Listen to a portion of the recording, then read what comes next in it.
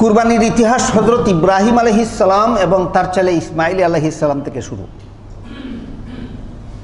ইব্রাহিম আলাইহিস সালামের একমাত্র ছেলে ইসমাইল ইসলাম ছিলেন। তখন কুরবানির ঘটনার সময় ইব্রাহিমের একমাত্র ছেলে ছিলেন।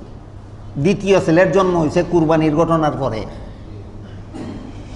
যখন আল্লাহ কুরবানির হুকুম দিলেন তখন ইব্রাহিমের একমাত্র ছেলে ছিলেন হযরত ইসমাইল আলাইহিস সালাম। কোনো ঐতিহাসিক বিবরণ মতে তখন তার বয়স ছিল 14 বৎসর। বাবার একমাত্র ছেলের যখন 14 বৎসর বয়স হয় তখন বাবা এই ছেলেকে নিয়ে ভবিষ্যৎ জীবনের অনেক স্বপ্ন দেখে। ছেলের ভবিষ্যতে অনেক কিছু করবে, অনেক কিছু সুনাম, অনেক কিছু অর্জন হবে এই ছেলের মাধ্যমে। বাবার ঠিক এই স্বপ্ন দেখার মুহূর্তে আল্লাহ পাক রব্বুল আলামিন হযরত ইব্রাহিম আলাইহিস সালামকে স্বপ্ন দেখাইলেন। কি স্বপ্ন দেখাইলেন? স্বপ্ন দেখাইলেন তিনি তার ছেলেকে মাটিতে শোয়াইয়া ছুরি হাতে নিয়ে তাকে জবাই করার জন্য প্রস্তুতি নিয়েছেন। মুফাসসিরিনে কেরাম লেখেন আল্লাহ এইভাবে স্বপ্ন না দেখাইয়া ডাইরেক্ট বলতে পারতেন তোমার ছেলেকে জবাই করো, তোমার ছেলেকে জবাই করো, এরকম ডাইরেক্ট হুকুম না দিয়া স্বপ্নে দেখাইলেন কেন? বিভিন্ন কারণ আছে। আল্লাহর বিভিন্ন কাজের মধ্যে বহু রকমের হিকমত থাকে, কৌশল থাকে, রহস্য থাকে।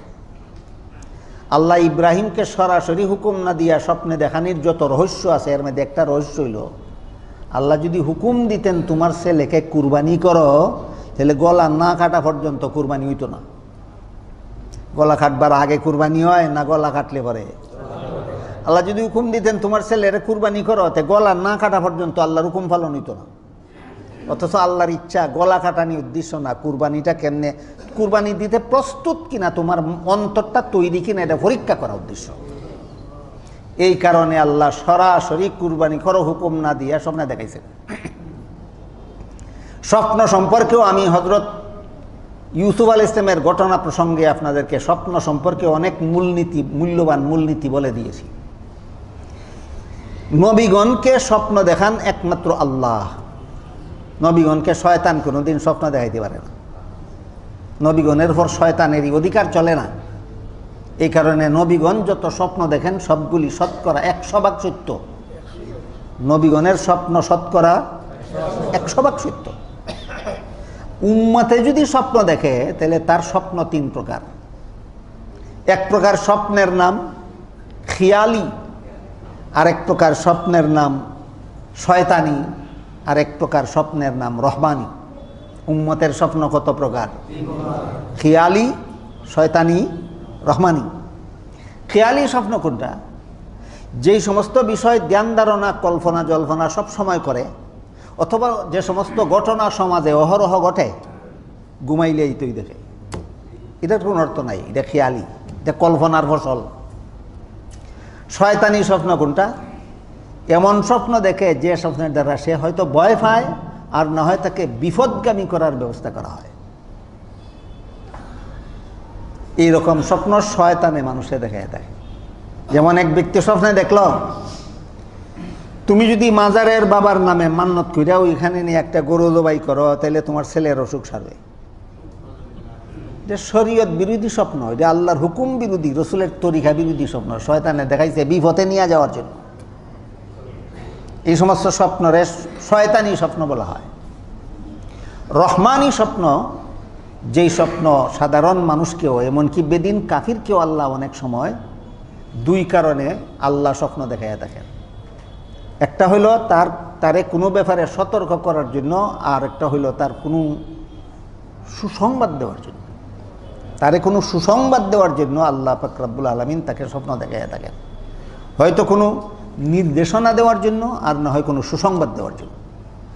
কাজেই আমি উম্মত যেদিন স্বপ্ন দেখলাম, আমার স্বপ্নটা খেয়ালি না শয়তানি না রহমানি, এটা যাচাইয়ের জন্য এই 3 রকম স্বপ্নের ব্যাখ্যা জানা থাকা, 3 রকমের স্বপ্নের অর্থ জানা থাকাটা এটা হলো মাপকাঠি।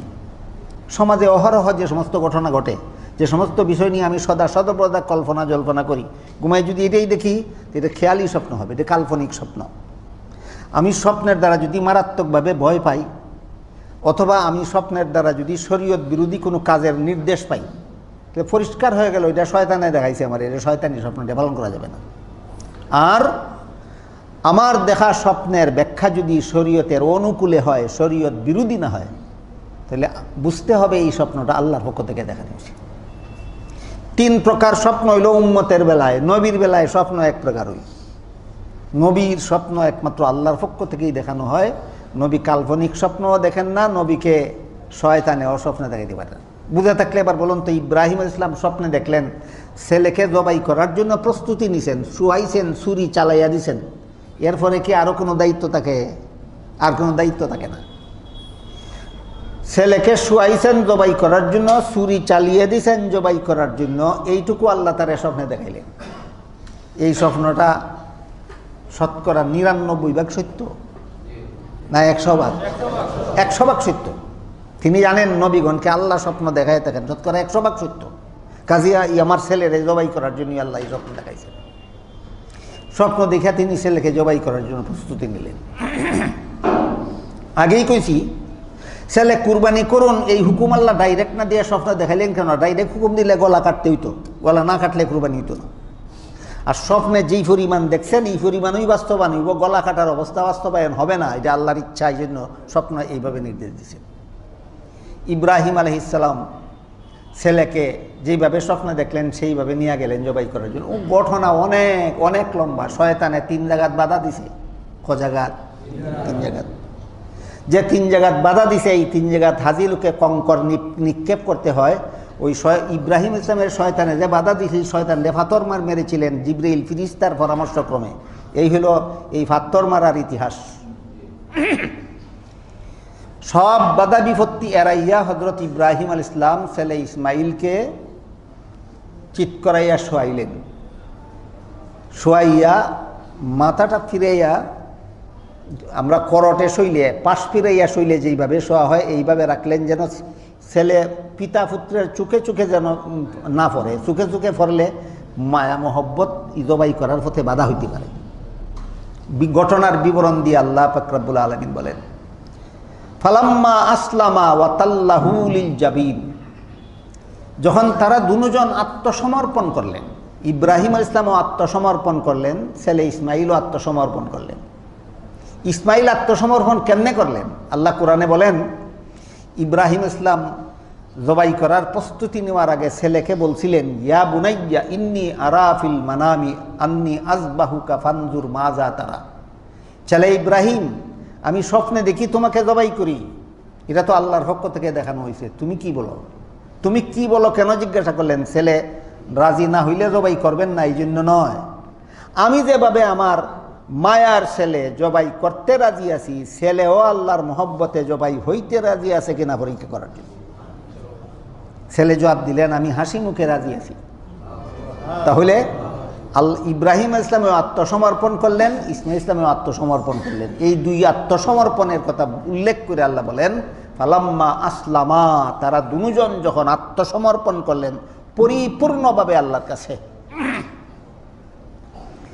এই আত্মসমর্পণটাই হইল কুরবানির মূল শিক্ষা। আল্লাহর কাছে আমি আত্মসমর্পণ করলাম।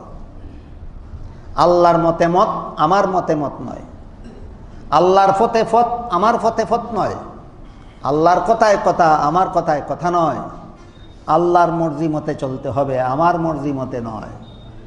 এটার নাম কমপ্লিটলি সারেন্ডার, পরিপূর্ণ আত্মসমর্পণ। কুরবানির মর্ম কথা হইল আল্লাহর কাছে পরিপূর্ণ আত্মসমর্পণ। কুরবানির ইতিহাসের এই কথাগুলি যদি আমাদের কুরবানির দিনে মনে না থাকে, আমি যদি আল্লাহর কাছে পরিপূর্ণভাবে আত্মসমর্পণ করতে রাজি না থাকি, গরু জবাই করা না করায় আমার কি আসে যায়, ছাগল জবাই করায় না করায় আমার কি আসে যায়। উদাহরণস্বরূপ ধরুন, আমি সারা বৎসর ঘুষ খাইতাম, ঈদের দিনেরও ঘুষ করি। আমি সারা বৎসর সুদ খাইতাম, আমি ঈদের দিনেরও সুদখুর। সারা বৎসর মদ খাইতাম, আমি ঈদের দিনেরও মদখুর। সারা বৎসর গাঞ্জা খাইতাম, আমি ঈদের দিনেরও গাঞ্জাখুর। সারা বৎসর বেনমাজি ছিলাম, আমি ঈদের দিনেরও বেনমাজি। সারা বৎসরের বেপরদা, আমি ঈদের দিনেরও বেপরদা। ওই শ্রেণী আত্মসমর্পণ। আমার গরু জবাই কোন কামের, আমার ছাগল জবাই কোন কাজের? এটা কুরবানির খুলস, কুরবানির মূল নয়। গরু জবাই কুরবানির খুলসেরও দরকার পড়ে যদি মূল থাকে। মূলই থাকে না, খুলস কোন কাজে লাগবে? একটা গাছের চারা ছাল আসেনি, গাছের চারার ছাল নাই, ছাল সম্পূর্ণ উঠাইয়া ফেললে গাছের চারা টিকে থাকা ঝুঁকিপূর্ণ হয়ে যায়, কাজে খুলসেরও দরকার থাকে। কিন্তু ছাল রেখে যদি মূল ফালাইয়া দেয়, এই ছাল কোন কাজে লাগে? আমাদের কুরবানি এই অবস্থায় হবে।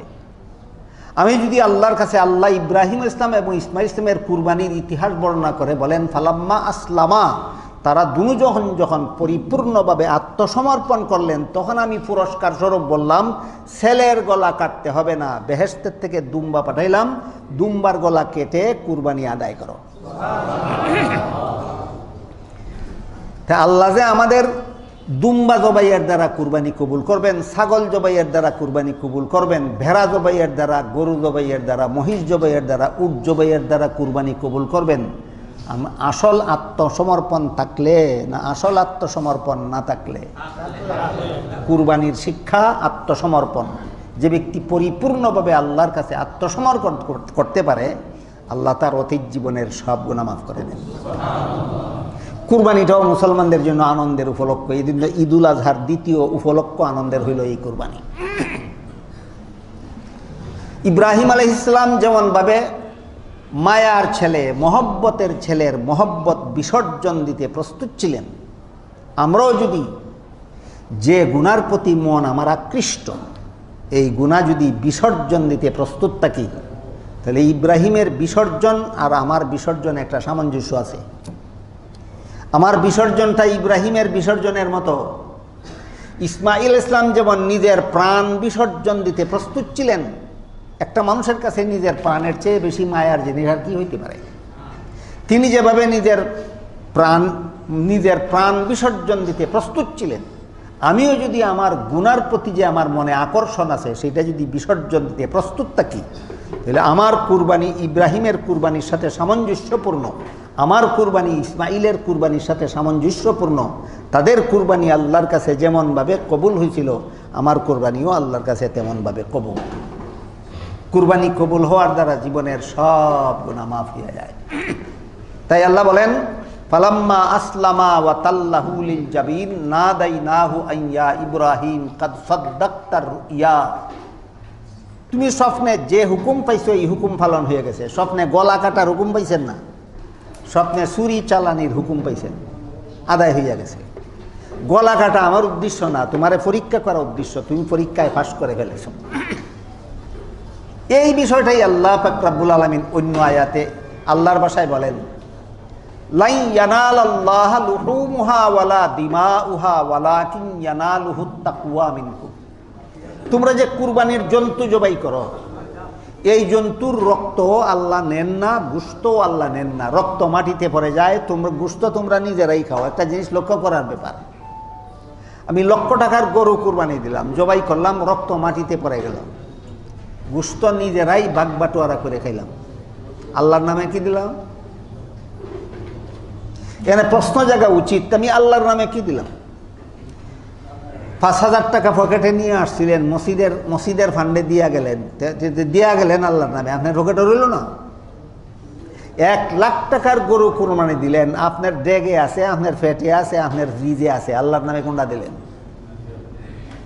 এই বিষয়টা বর্ণনা করে আল্লাহ বলেন, লাই ইয়ানালাল্লাহা লুহুমুহা ওয়ালা দিমাউহা ওয়ালাকিন ইয়ানালুহুত তাকওয়া মিনকুম। যেমনভাবে ইসমাইলের গলা কাটা আল্লাহর উদ্দেশ্য ছিল না, আল্লাহকে খুশি করার জন্য গলা কাটতে রাজি কিনা পরীক্ষা করা উদ্দেশ্য ছিল, ঠিক তেমনিভাবে তোমাদের গোশত আল্লাহকে দিয়া দিবে, এটা আল্লাহর উদ্দেশ্য না। তোমরা অন্তরে তাকওয়া হাসিল করো কুরবানির উসিলায়, এটা হইল আল্লাহর উদ্দেশ্য। কুরবানির উদ্দেশ্য হইল তাকওয়া হাসিল করো। 1 লাখ টাকার গরু যদি আল্লাহর নামে দিতে পারি, তাহলে আমার গুনার কাজের আকর্ষণ যে মনে আছে, এটা আমি ছাড়তে পারবো না কেন? কুরবানি দেওয়ার জন্য যদি 1 লাখ টাকার মায়া ছাড়তে পারি, তাহলে গুনার প্রতি যে মনের আকর্ষণ আছে সেটা ছাড়তে পারবো না কেন? এটা হলো কুরবানির শিক্ষা, এটা আল্লাহর আসল উদ্দেশ্য। কাজেই কুরবানি আমরা যারা করব অথবা যাদের কুরবানি করার তৌফিক নাই, আমাদের মনে রাখতে হবে যে আল্লাহ আমাদের এই কুরবানির গরুর গোশত আল্লাহ নেন না, আমাদের অন্তরের তাকওয়াটা আল্লাহ চান। কাজেই এখন বোঝা দরকার তাকওয়া জিনিসটা কি। কুরবানির মাধ্যমে আল্লাহ আমার অন্তরের তাকওয়া চান। এই তাকওয়া জিনিসটা কি? আমি অতীতে একাধিকবার আপনাদেরকে বলেছি তাকওয়া জিনিসটা কি। মুফাসসিরিন কেরাম তাফসীরের কিতাবে লিখেছেন, হযরত উবাই ইবনে কাব রাদিয়াল্লাহু আনহু নামের বিশিষ্ট সাহাবী, ওনাকে হযরত উমর ফারুক রাদিয়াল্লাহু তাআলা আনহু জিজ্ঞাসা করেছিলেন তাকওয়া জিনিসটা কি। উমরে উবাইকে জিজ্ঞাসা করলেন তাকওয়া জিনিসটা কি। আল্লাহ যে বললেন তোমরা কুরবানির গোশত আমি চাই না, তোমাদের অন্তরের তাকওয়া চাই। এই কথার থেকে আসলো তাকওয়ার ব্যাপারটা। আল্লাহ বলেন তোমাদের কুরবানির জন্তুর গোশত আমি চাই না, আমি তোমাদের তাকওয়া চাই। তাকওয়া জিনিসটা কি? উমর রাদিয়াল্লাহু আনহু উবাই ইবনে কাব রাদিয়াল্লাহু আনহুকে জিজ্ঞাসা করলেন তাকওয়া জিনিসটা কি। উবাইয়ে উমরের সুজা জবাব না দিয়া পাল্টা প্রশ্ন করলেন, যেই জঙ্গল কাঁটাদার গাছে ভরা এমন কোনো জঙ্গল আপনি দেখছেন কিনা? উমর বলেন দেখছি। উবাই জিজ্ঞাসা করলেন কাঁটাদার গাছে ভরা জঙ্গল দিয়ে আপনি গেছেন কিনা কোনোদিন? উমর বলেন গেছি। উবাই জিজ্ঞাসা করলেন যেই জঙ্গল কাঁটাদার গাছে ভরা এমন জঙ্গল দিয়ে আপনি গেলেন কিভাবে? উমর বলেন এমনভাবে শরীর কাপড় সামলে গিয়েছি যেন কোনো কাঁটা আমার গায়ে না লাগে। তখন উবাই বলেন এইটার নামই তাকওয়া। এর অর্থ হইল গোটা দুনিয়াটা হইল হাজারো রকমের গুনার কাঁটাদার গাছের জঙ্গল। দুনিয়াটা গুনার কাঁটাদার গাছে ভরা, কত রকমের গুনার জঙ্গল যে দুনিয়া। এই গুনার বিবরণ দিয়া সারা দিনে সারা রাইতে শেষ করা যাবে না। কেউ ছোট গুনাহ করি, কেউ বড় গুনাহ করি, কেউ প্রকাশ্যে গুনাহ করি, কেউ গোপনে গুনাহ করি, কেউ এমন গুনাহ করি যেই গুনাহকে গুনাহই মনে করি না। সবচেয়ে বড় দুঃখজনক ব্যাপার হইল বর্তমান সমাজে এমন কতগুলি গুনাহ চালু হয়েছে যেই গুনাহগুলিরে বন্দায় গুনাহই মনে করে না। তওবা কোন সময় করবো আর মাফ করাইব কোন সময়, আর আল্লাহর নামে বিসর্জন দিব কোন সময়, আর কুরবানির শিক্ষা হাসিল করব কোন সময়। যে সমস্ত গুনারে বর্তমান সমাজে মানুষ গুনাহই মনে করে না, এর মধ্যে একটা গুনাহ হইল বেপরদা চলা, একটা গুনাহ হইল গান বাজনা, একটা গুনাহ হইল মানুষ পশুর ছবি গড় লটকাইয়া রাখা অথবা মোবাইলে সংরক্ষণ করে রাখা। মানুষের ছবি, জীব জানোয়ারের ছবি মোবাইলে সংরক্ষণ করে রাখা বিনা দরকারে, বিলাসিতার জন্য। হাদিস শরীফে রাসূল করিম সাল্লাল্লাহু আলাইহি ওয়াসাল্লাম বলেন, যেই ঘরে বিলাসিতার কুত্তা থাকে আর যেই ঘরে বিলাসিতার ছবি থাকে সেই ঘরে রহমতের ফিরিস্তা কিয়ামত পর্যন্ত প্রবেশ করবেন না। যারা ঘরে ছবি লটকাইলে আছে এরা এটা গুনার কাজ।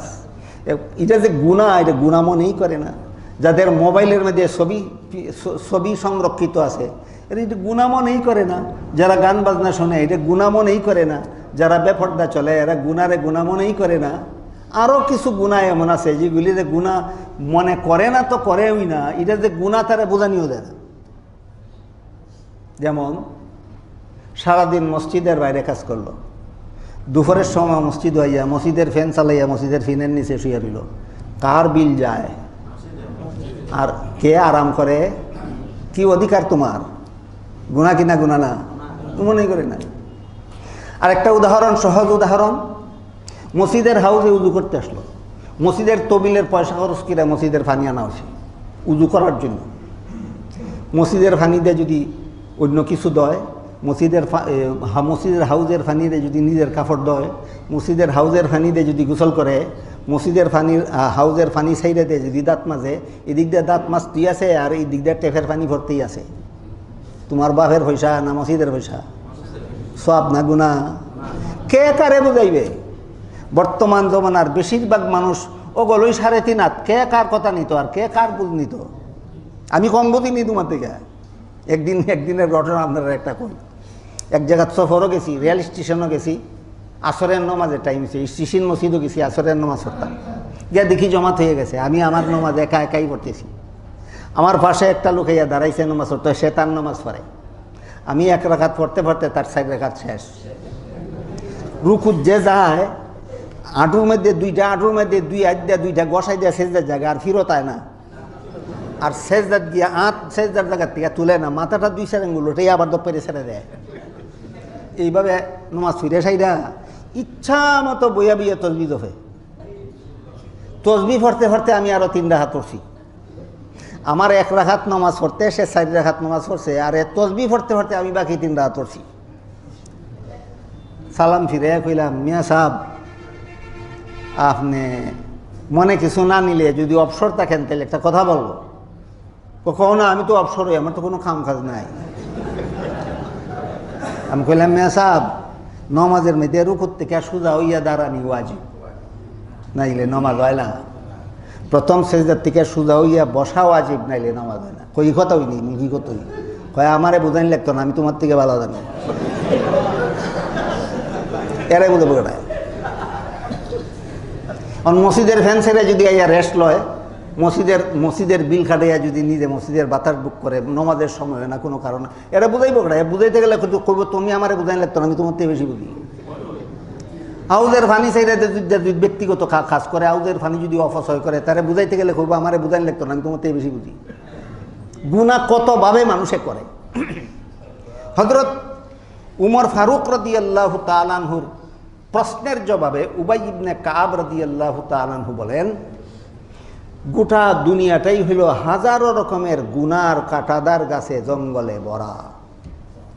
এই গুনার কাঁটাদার গাছে ভরা জঙ্গল দুনিয়ার ভিতর দিয়া প্রত্যেকটা মানুষের জান্নাতে যাওয়ার পথ। প্রত্যেকটা মানুষের জান্নাতে যাওয়ার পথ। দুনিয়ার জঙ্গলে তুমি একদিক দিয়ে ঢুকছো, এই দুনিয়ার জঙ্গল থেকে আরেক দিক দিয়ে বেরিয়ে তোমার জান্নাতে বুঝতে হবে।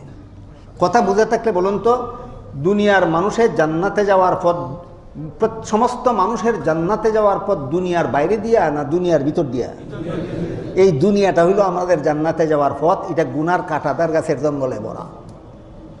তুমি যদি দুনিয়ার থেকে এমনভাবে বিদায় হতে পারো যে কোনো গুনাহ তোমার সাথে কবরে না যায়, তাইলে তোমার তাকওয়া হাসিল। কি হাসিল হইল? তাহলে সারমর্ম হইল তাকওয়া, গুনাহমুক্ত জীবনযাপনের নাম তাকওয়া। সারমর্ম কি দাঁড়াইল? গুনাহমুক্ত জীবনযাপনের নাম তাকওয়া। আল্লাহ কোরআনে কি বলেন? লা ইয়ানালাল্লাহা লুহুমুহা ওয়ালা দিমাউহা ওয়ালাকিন ইয়ানালুহুত তাকওয়া মিনকুম।